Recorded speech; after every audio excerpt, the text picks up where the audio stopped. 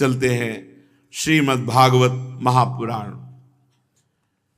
करुणामय परब्रह्म परमात्मा भगवान श्री कृष्णचंद्र जी ने देहातीत स्थिति प्रदान की गोपियों को, जिन्होंने कात्यायनी देवी की उपासना करके मांगा था कि नंद नंदन मुझे पति रूप में प्राप्त हो। भगवान ने जो लीला की कल आपने सुना। फिर भगवान ने आज्ञा करी कि अब जो शरद रात्रि आ रही, इसमें रास में तुम्हारा प्रवेश होगा। भगवान की आज्ञा पाकर वे ब्रज कुमारियां भगवान श्री कृष्ण के चरण कमलों का ध्यान करती हुई बड़े कष्ट से जा रही, क्योंकि भगवान से दृष्टि हटाना बहुत। अब वो भगवान के ध्यान में मगन हुई, सब ब्रज में आई पूर्ण काम होकर। पूर्ण काम, अब कोई भी किसी भी तरह की स्फुरणा भी कामना की गोपी के हृदय में नहीं, क्योंकि भगवान ने उनको देहातीत अवस्था प्रदान कर दी। प्रिय परीक्षित, एक दिन भगवान श्री कृष्ण बलराम ग्वाल बालों के साथ गौवें चराते हुए वृंदावन से बहुत दूर निकल गए। ग्रीष्म ऋतु थी, सूर्य की किरणें बहुत ही प्रखर हो रही थी, परंतु घने घने वृक्ष भगवान श्री कृष्ण के ऊपर छत्ते का काम कर रहे थे। भगवान श्री कृष्ण ने वृक्षों को छाया करते देख स्तोक कृष्ण, अंशु, श्रीदामा, सुबल, अर्जुन, विशाल, ऋषभ, तेजस्वी, देवप्रस्थ और वरुथव आदि अपने नित्य सखाओं को संबोधन कर कहा, मेरे प्यारे मित्रों, देखो देखो ये वृक्ष वृंदावन के कितने भाग्यवान हैं। इन वृक्षों का सारा जीवन केवल दूसरों की भलाई करने के लिए ही है। स्वयं तो हवा के झोंके, वर्षा, धूप, ओले, पाला सब सहते हैं, परंतु हम लोगों की ये सदैव रक्षा करते हैं। मैं तो कहता हूं कि वृंदावन के इन वृक्षों का जीवन सबसे श्रेष्ठ है, क्योंकि इनके द्वारा सब प्राणियों को सहारा मिलता है, प्राणियों का जीवन निर्वाह होता है। जैसे किसी सज्जन पुरुष के घर से कोई याचक खाली हाथ नहीं लौटता, ऐसे ही इन वृंदावन के वृक्षों के समीप आने वाला कभी खाली हाथ नहीं जाता। दर्शन और स्पर्श मात्र से पाप नष्ट कर देते हैं। और वृंदावन की लता सम कोटि कल्प तरुणाई, कल्प तरु कामना पूर्ण करने वाला, तो वृंदावन की लता सम कोटि कल्प तरुणाई। मेरे प्यारे मित्रों, संसार में प्राणी तो बहुत हैं, परंतु उनके जीवन की सफलता इतने में है, जहां तक हो सके अपने तन से, अपने धन से, अपनी बुद्धि विचार से, वाणी से दूसरे प्राणियों का हित कर दिया जाए, भलाई कर दिया जाए। भगवान कह रहे हैं कि मेरी समझ में इससे बड़ा कोई लाभ नहीं है। अपने तन से, अपने धन से, अपनी वाणी से, मन से दूसरों का हित कर दिया जाए, मंगल कर दिया जाए, दूसरों की सुख वाली चेष्टा, दूसरों को दुख न दिया जाए। दूसरों की भलाई जैसा कोई धर्म नहीं है। गोस्वामी जी इसी की मानो टीका कर रहे हैं, परहित सरिस धर्म नहीं भाई, इससे बड़ा कोई धर्म नहीं। और पर पीड़ा सम नहीं अघमाई, सबसे बड़ा पाप है दूसरों को दुख देना। परीक्षित, दोनों ओर वृंदावन की वीथियों में ऐसे वृक्ष झुके हुए, फल फूलों से लदे हुए, उनकी डालियां भूमि का स्पर्श कर रही। भगवान श्री कृष्ण बलराम उनके बीच से चलते हुए उनकी महिमा का गान कर रहे, वृंदावन के वृक्षों की महिमा का। फिर यमुना जी के पावन पुलिन पर पहुंचे। सबने मधुर, शीतल, परम पवित्र, स्वच्छ यमुना जी का जलपान किया। सखाओं ने, भगवान ने, गौओं ने। फिर गौओं को हरी हरी घास में स्वतंत्रता देते हुए कि आराम से चरें, और ग्वाल बाल भगवान श्री कृष्ण और बलराम जी को आराम मुद्रा में देख करके कहा कि प्रभु, आपने आज सुबह ही इतनी जल्दी गौएं चराने के लिए आ गए कि कोई भी छाक नहीं लाया। और राम राम महावीर कृष्ण दुष्ट निबर बर्हण ऐसा वै बाधते छुन्नस तच्छांतिम कर तुमर्ह था। हे बलराम भैया, तुम बड़े पराक्रमी हो, बड़े बड़े दुष्टों को मारने का बल रखते हो, और चित्तचोर श्याम सुंदर तुम तो बड़े कृपालु हो। एक दुष्ट हमें बड़ा दुख दे रहा है, ये क्षुधा भूख, मारो भी से। हे श्री कृष्ण, हे बलराम, ये बड़ा दुष्टों के समान पीड़ा दे रही भूख, तुम दोनों अब मारो ना हमारी भूख को। सुबह जल्दी जल्दी करके गऊओं को लेके आ गए और ऐसी दिशा में आए हो कि गोपियां भोजन भी नहीं ला पाएंगी मथुरा के समीप। हमें बहुत भूख लगी है। सब ग्वाल वालों ने कहा, भगवान आप तो बड़े बलशाली हो, आप हमारी भूख को मिटाओ। श्री सुखदेव जी कहते हैं, परीक्षित, ये भगवान के संकल्प से ही ग्वाल वालों को इतनी भूख लगी थी। क्यों संकल्प किया? वृंदावन की पुष्प मालिनी, जो पुष्प चयन करके मथुरा के इन पवित्र ब्राह्मणों के घर में देव पूजा के लिए पुष्प देती थी, वो रोज सुनाते थे, आज श्री कृष्ण बलराम ऐसी पोशाक पहने ऐसे आए, फिर आज बकासुर को मारा, फिर अघासुर। ये लीलाएं शुरू से सुना, सुन सुन करके भगवत लीला उनके हृदय में थी। क्या कभी एक बार भर नेत्र में श्री कृष्ण बलराम को देख पाऊंगी? सुन सुनकर, केवल कथा सुनकर भगवत प्राप्ति, केवल कथा सुनकर। परीक्षित, जब ग्वाल बालों ने देवकी नंदन भगवान श्री कृष्ण से और रोहिणी नंदन बलराम जी से प्रार्थना की, तब उन्होंने मथुरा की अपनी ब्राह्मण भक्त पत्नियों पर अनुग्रह करने के लिए बात कही। मेरे प्यारे मित्रों, यहां बहुत ध्यान से देखने की बात है। इस चरित्र को सुनने से आपको पता लगेगा कि भगवान की प्राप्ति भगवान की कृपा से होती है, और भगवान की कृपा उसी के ऊपर उतरती है जो भगवान का नाम जप करता है, भगवान की लीला कथा सुनता गाता है। पक्का समझ लीजिए। अब आप देखेंगे, जब ब्राह्मण अपनी बात कहेंगे कि मैं कौन हूं, तब वो बताते हैं मेरा साधना क्या है, और भगवान से विमुख है। और ब्राह्मण पत्नियां केवल भगवान की कथा सुनकर, भगवान का स्मरण करके ये भगवत साक्षात्कार करेंगी। भगवान ने कहा, मेरे प्यारे मित्रों, यहां से थोड़ी ही दूर पर वेदवादी ब्राह्मण स्वर्ग की कामना से आंगिरस नामक यज्ञ कर रहे हैं। तुम सब उनकी यज्ञशाला में जाओ, और ऐसे नहीं कि जाके कह दो कि भोजन दे दो, पहले दंडवत करना, फिर उनसे कहना कि श्री कृष्ण और बलराम आए हुए हैं और उनको भूख लगी, सखाओं के साथ है, कुछ भोजन दे दीजिए, जाओ मांग लाओ। तत्र गत्वोदनम गोपा याचितास्मद्विसर्जिता कीर्तयन्तो भगवत आर्यस्येमं चाभिधाम इत्यादिष्टा भगवता गत्वा याचन्त ते तथा कृतांजलिपुटा विप्रान् दंडवत् पतिता भुवि। हे भूमि देवाः शृणुतु कृष्णस्यादेश कारिणः प्राप्तान् जानीत भद्रं वो गोपान्नो रामनोदितान्। गोपगण गए और जैसा भगवान ने कहा था, उनकी यज्ञशाला में जाके देखा ब्राह्मणों को दूर से जय हो महाराज, साष्टांग दंडवत, और हाथ जोड़कर कहा कृतांजलि पुटा विप्रान। पृथ्वी के मूर्तिमान देवताओं, ब्राह्मणों, ऐसा है जो त्रिकाल संध्या करता है, सदैव पवित्र रहता है, अधर्म आचरण नहीं करता, तो उस ब्रह्म तेज के सामने कोई तेज नहीं है। अब कलयुग का प्रभाव चल गया है, सब अपने अपने धर्म से नीचे उतर रहे हैं।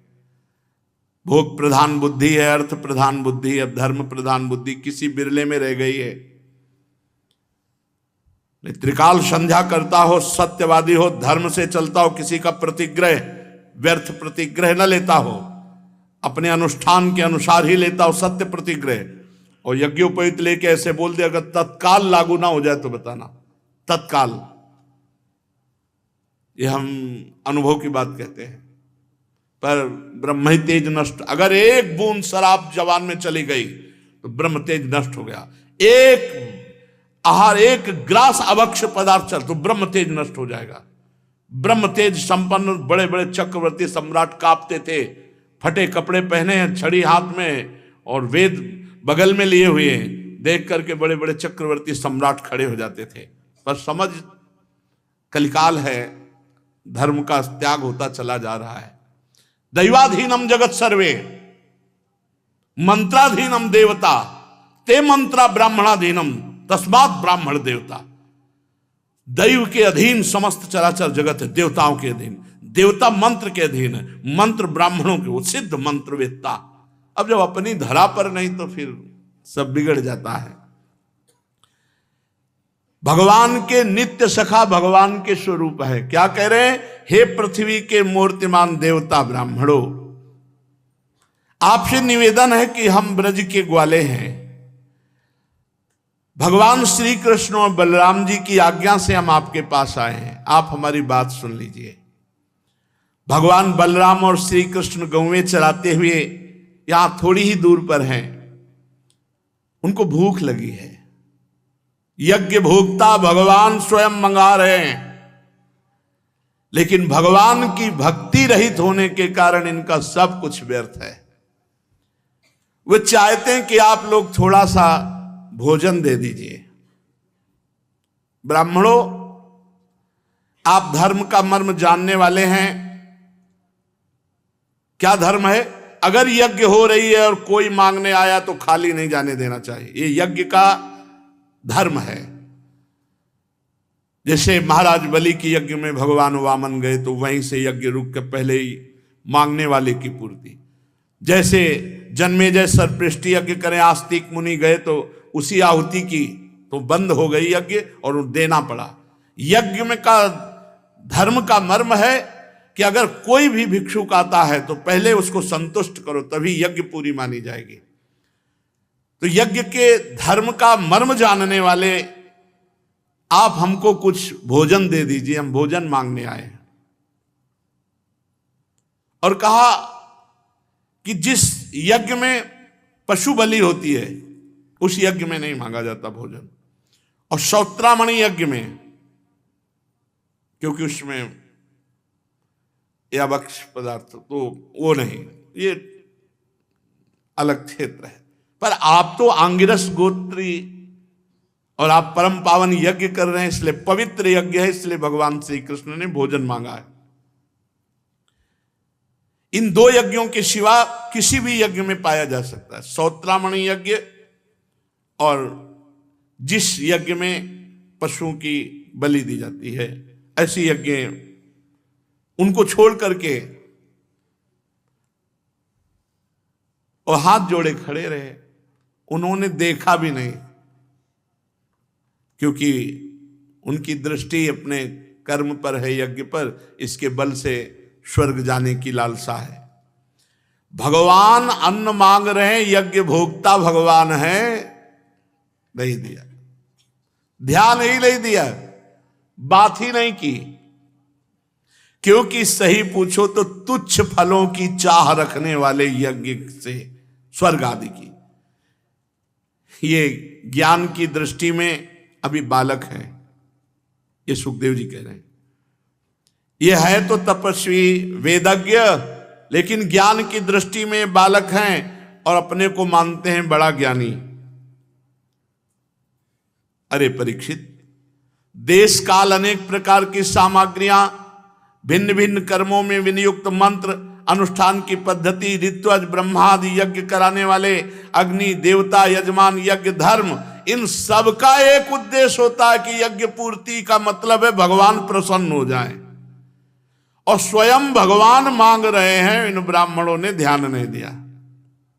इंद्रियातीत पर ब्रह्म परमात्मा पूर्ण काम ग्वाल बालों के द्वारा भोजन मांग रहे, परंतु इन मूर्खों ने, श्री सुखदेव जी कह रहे, अपने को शरीर ही माने बैठे हैं और भगवान को एक साधारण मान करके उनकी अवहेलना कर दी, आज्ञा का पालन नहीं किया।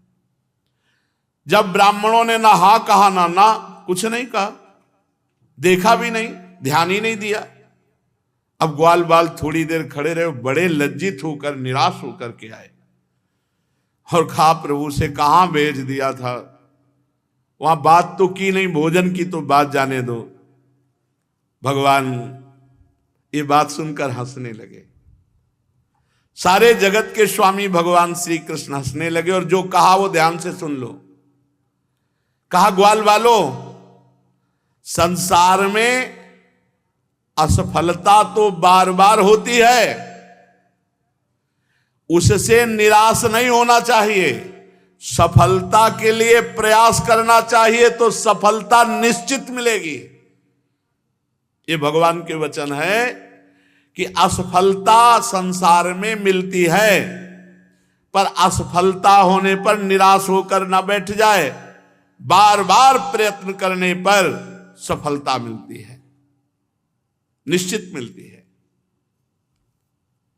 तो क्या कहना चाहते हो मेरे प्यारे सखाओ, एक बार और जाओ। ओ प्रभु वहां नहीं जाएंगे दोबारा, उन्होंने ध्यान में नहीं, क्योंकि वो बिल्कुल निष्ठुर है, बोले वहां नहीं भेज रहे। तो उनकी पत्नियों के पास जाओ और उनसे कहो जाके कि कृष्ण और बलराम आए हैं, तुम जितना चाहोगे उतना भोजन दे देंगे, क्योंकि मेरा परिचय उन है, वो मुझसे प्रेम करती है, उनका मन सदा सर्वदा मेरे में लगा रहता है। ग्वाल बाल आज्ञा पाकर गए, पर शंका में है कि जिनके पति ऐसे निष्ठुर हैं तो पत्नीशाला में जाने पर पता नहीं कैसा होगा। और भगवान ने कहा चलो एक बार देखते हैं। भगवान कह रहे हमारा परिचय है, क्योंकि रोज वो कथा सुनती रहती थी।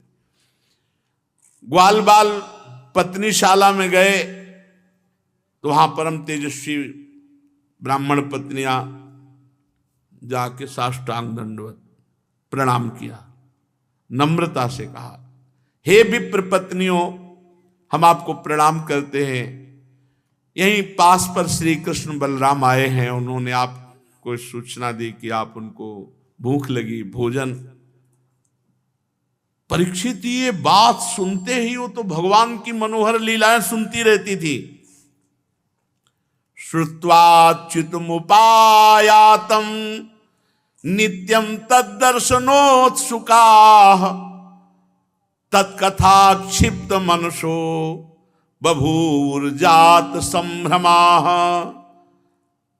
चतुर्विधम बहुगुणो मन्नमादाय भाजनैः अविशस्त्रु प्रियम सर्वाः समुद्रमिव निमग्नगाः। वो तो रोज भगवान की चर्चा सुनती थी और रोज इच्छा करती थी हे प्रभु कब ऐसा होगा कि मैं आपका दर्शन पाऊं।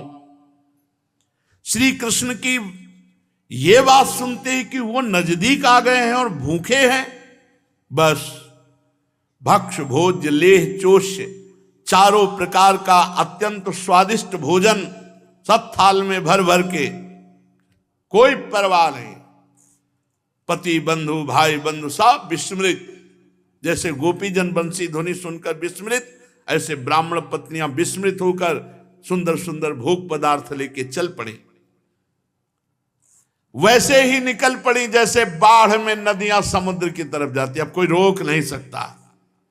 प्रीति न काहू की कान विचारे, मार्ग अपमार्ग विथिकित मन को अनुसरत निवारे। ज्यो सरिता सावन जल उमगत सन्मुख सिंधु सिधारे, ज्यो नादहि मन दिए कुरंगन प्रगट पारधी मारे। अपना हृदय तो पहले ही न्यौछावर कर चुकी थी ब्राह्मण पत्नियां, भगवान के लीला गुण माधुर्य को सुन सुनकर गई ब्राह्मण पत्नियां। देखा यमुना के परम पावन तट पर नए नए कूपलों से शोभायमान अशोक वन में ग्वाल भालों से गिरे हुए भगवान गिरे हुए ऐसे खड़े, मंडलाकार ग्वाल बाल और बीच में श्री कृष्ण बलराम जी। बहुत सुंदर शोभा है। सांवले शरीर पर पीतांबर झिलमिला रहा है। श्यामम हिरण्य परिधिम वनमाल्य बर्ह धातु प्रवाल नटवेश मनोव्रतांसे विन्यस्त हस्तमितरेण धुनानमब्जम कर्णोत्पलालक कपोल मुखाब्जहासम। कैसी शोभा में देखा। आसपास ग्वालबाल अशोक वन में सांवले सरकार पीतांबर धारण किए हुए, झिलमिल झिलमिल करोड़ों बिजलियों किसी कांति पीतांबर में, गले में बनमाला, मस्तक पर मोर पंख का मुकुट, अंग अंग में रंगीन धातुओं से सखाओं ने चित्रकारी की, नए नए कोपलों के गुच्छे शरीर में लगाकर नट का सवेश बनाए।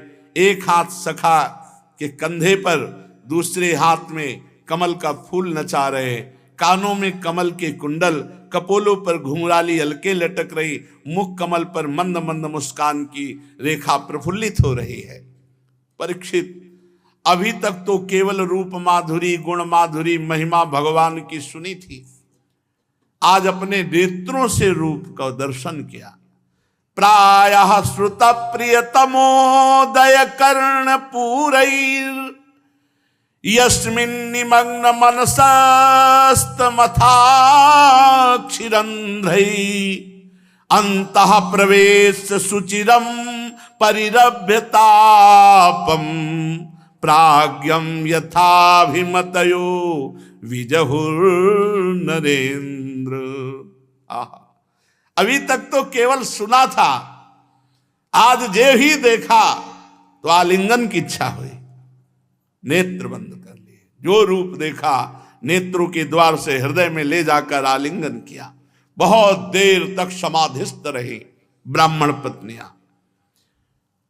जागृत, स्वप्न, सुषुप्ति, तीनों अवस्थाओं से परे, मैं मेरा, इन दोनों भावों से परे ये त्रिगुणातीत स्थिति मम दर्शन फल परम अनूपा जीव पाव निज सहज स्वरूपा। जन्म जन्म की जलन मिट गई भगवान के दर्शन से। कितना उस जीव का परम सौभाग्य कि संसार चक्र का अंत और भगवत साक्षात्कार। तास तथा स्थिति देखो क्या गई। त्यक्त सर्वासा, समस्त आशाएं उसी समय नष्ट हो गई। कोई कामना नहीं, कोई आशा नहीं। गोपियों के हृदय में जैसे भगवान के चीरहरण लीला के बाद वो देहातीत स्थिति, अब कोई कामना नहीं। ब्राह्मण पत्नियों के हृदय में भगवत दर्शन करते हुए तास तथा त्यक्त सर्वाशा, समस्त आशाओं का त्याग हो गया। केवल भगवान के चरणों को धो रहा है। यही स्थिति, त्यक्त सर्वाशा, अब कछुनाथ न चाहिए। ये भगवत दर्शन प्राप्ता आत्मदिदृक्षया, उनको आत्मदर्शन हो गया, आत्मबोध हो गया, आत्मदृष्टि जागृत हो गई। आहा, विज्ञायाखिल दृग्दृष्टा प्राह प्रहसितानना। अद्भुत प्रसन्नता मुख से फूट रहे, आंख मूंदे हुए भगवान का आलिंगन करते हुए आत्मस्वरूप में स्थित।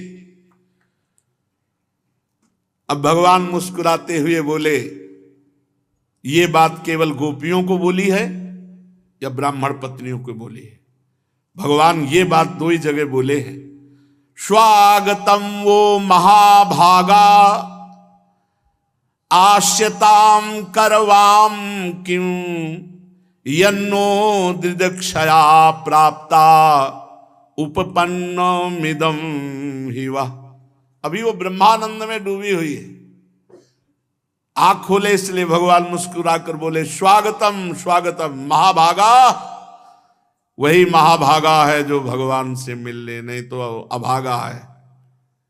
वो जीवन किस काम का जिसमें भगवान का ध्यान न हो, स्मरण न हो, भगवान की भक्ति न हो। जिन के हृदय में भगवान की भक्ति नहीं, वो जीवित मुर्दा भागे हैं। जिन हरि भगत हृदय नहीं आनी, जीवित सब समानते प्राणी।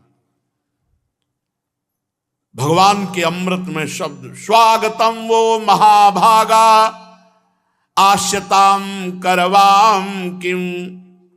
स्वागत है, स्वागत है महाभाग्यवती देवियों, आओ बोलो तुम्हारे लिए क्या करूं। तुम लोग दर्शन की इच्छा से आई हो, यन्नो दिदक्षया प्राप्ता, ये उपपन्नमिदम हिवा, ये तुम्हारे जैसे प्रेम पूर्ण हृदय वालों के योग्य ही है। इसमें संदेह नहीं कि संसार में अपनी सच्ची भलाई को समझने वाले जितने भी बुद्धिमान पुरुष हैं, वो मेरा भजन करते हैं, मेरा प्रीतम के समान प्रेम करते हैं, मुझे सबसे अधिक प्यार करते हैं। ऐसा प्यार जिसमें किसी भी प्रकार की कोई कामना नहीं। अहेतुक्य व्यवहिताम भक्ति मात्म प्रिय, तथा जिसमें किसी प्रकार का व्यवधान, संकोच, छिपाव, दुविधा, द्वैत नहीं, कोई शर्त नहीं, कोई कामना नहीं। ऐसा प्रेम संसार में वही सबसे बड़े बुद्धिमान है जो भगवान से प्रेम करते हैं। प्राण बुद्धि मना स्वात्म दारा पत्य धनादय यत संपर्कात प्रिया आसंस ततः कौन्व परः प्रिया। प्राण बुद्धि मन शरीर स्वजन स्त्री पुत्र धन आदि संसार की सभी वस्तुएं जिसके लिए जिसकी सन्निधि से प्रिय लगती हैं, वो मैं हूं, आत्मा हूं, परमात्मा हूं। कैसे? पुत्र बहुत प्रिय है और भगवान उसके अंदर से निकल गए तो शरीर को जला दिया जाता है। स्त्री बहुत प्रिय, भगवान आत्मा रूप से अंतर ध्यान हो गए, अब उसके शरीर को जला दिया। तो जो भी प्रिय है अपना या पराया, वो भगवान को लेकर है। मुझ श्री कृष्ण से बढ़कर कोई प्यारा नहीं हो सकता। इसलिए तद यात देव यजनम पतयो यो दुजातयः स्वसत्रम पारिष्यन्ति युष्माभिर गृह मेधिना। मैं अभी आपके द्वारा लाया हुआ भोग पाता हूं और तुम सब मेरा दर्शन कर चुके। जाओ, क्योंकि तुम्हारे पति यज्ञ कर रहे हैं, बिना पत्नी के यज्ञ पूर्ण नहीं होती, इसलिए तुम जाकर के अपने पतियों की यज्ञ को पूर्ण करो। ब्राह्मण पत्नियों ने कहा, अंतर्यामी श्याम सुंदर। अंतर्यामी शब्द इसलिए कि सबके हृदय की जानते हो। मैवं विभोर्हति भवान गदितुम न संसं सत्यं कुरुष्व निगमं तव पादमूलम प्राप्ता वयं तुलसीदाम पदावसृष्टम केसरिनिवोढुमतिलंग समस्त बंधून गृह्णन्ति नो न पतयः पितरौ सुता वा न भ्रात बंधु सुहृदः कुत एव चान्ये तस्मात् भवत् प्रपदयोः पतितात्मनाम्नो नान्या भवेद् गतिररिन्दम तद्विधेहि। ब्राह्मण पत्नियों ने कहा, अंतर्यामी श्याम सुंदर, आप ये कह रहे हैं कि वापस चली जाओ? ये बात तो निष्ठुरता से पूर्ण है। आपके श्रीमुख से ये बात निकलनी ही नहीं चाहिए कि वापस चली जाओ। हम वेदवादी ब्राह्मण की पत्नियां खूब वेद के विषय में जानती हैं। वेद की श्रुति कहती है, एक बार जो भगवान को प्राप्त हो जाता है वो कभी वापस नहीं जाता, वो संसार में नहीं जाता। फिर ये वेदवाणी सत्य है तो आप सत्य कीजिए, आप मुझे अब अपने पास रखिए, भेजिए मत। मैंने अपने समस्त सगे संबंधियों की आज्ञा का उल्लंघन करके केवल आपके लिए सब कुछ त्याग कर आपके चरणों में आई हूं। आपके चरणों में गिरी हुई तुलसी माला को अपने केशों में धारण करके मैं परमानंद में डूब जाऊंगी, अब नहीं जाऊंगे। अगर आप कहते हो कि जाओ, मैं जाऊं भी आपकी आज्ञा मानकर, तो इतने ब्रह्मणत्व में स्थित हैं कि हमारे पति लोग अब स्वीकार नहीं करेंगे, क्योंकि उनकी आज्ञा का उल्लंघन करके मैं आपके पास आई हूं। वीर शिरोमणे, हम आपके चरणों में आ गई, अब हमारा कोई नहीं, हमें किसी की आवश्यकता नहीं, किसी का सहारा नहीं, इसलिए हमें किसी और की तरफ आश्रय के लिए देखना पड़े, ऐसा नहीं। प्रभु आप ऐसी व्यवस्था कीजिए कि मैं आपके चरणों की शरणों में रहूं। भगवान ने कहा, पति पुत्र माता पिता भाई बंधु तुम्हारा तिरस्कार करेंगे? अरे नहीं नहीं, तुम मेरी हो गई हो, इसलिए सब नमस्कार करेंगे। अब कोई त्रिभुवन में तुम्हारा तिरस्कार नहीं कर सकता, सब संसार तुम्हारा सम्मान करेगा। ये बात भगवान कह रहे हैं, ये बात समझनी। जो भगवान का हो गया तो सारा संसार उसे नमस्कार करता है।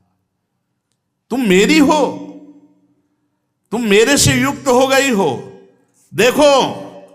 और आकाश की तरफ दिखाया, बड़े बड़े लोकपाल देवता खड़े, ये देवता मेरी बात का अनुमोदन करे, अब संसार में कोई तुम्हारा तिरस्कार नहीं कर सकता।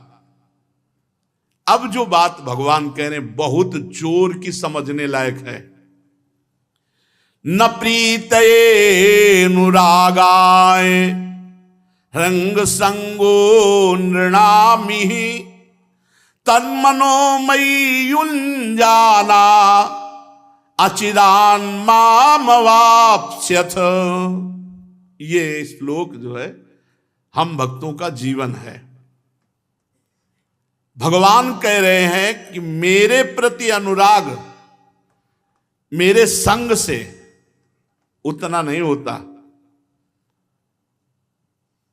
जितना मेरे में मन लगा करके मेरा नाम जपने से, मेरी लीला कथा सुनने से मेरे में अनुराग होता है। इस संसार में मेरा अंग संग ही मनुष्यों में मेरी प्रीति अनुराग का कारण नहीं है। अनुराग का कारण है मेरा नाम जप, मेरी लीला कथा, मेरा सुमिरन, मेरा चिंतन। इसलिए जाओ, अंग संग से भले तुम दूर जाओ, मेरे में चित्त लगा देना, तुम मेरे में ही स्थित हो, वर्तमान में भगवत प्राप्त हो।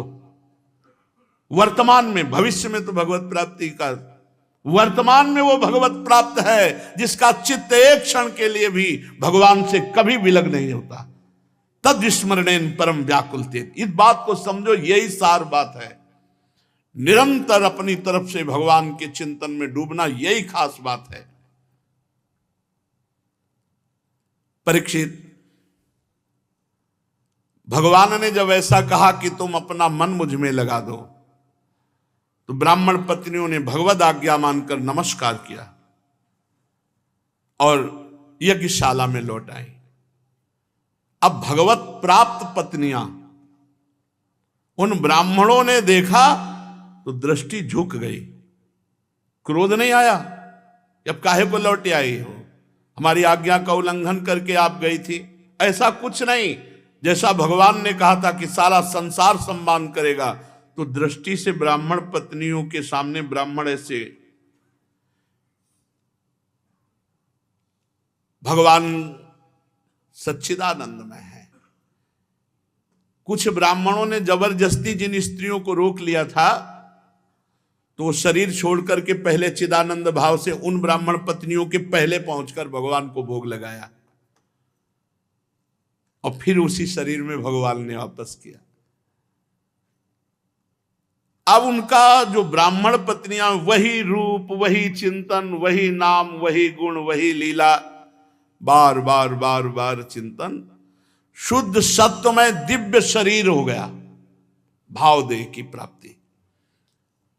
भगवान ने सखाओं के साथ बैठ करके सुंदर भोग पाया।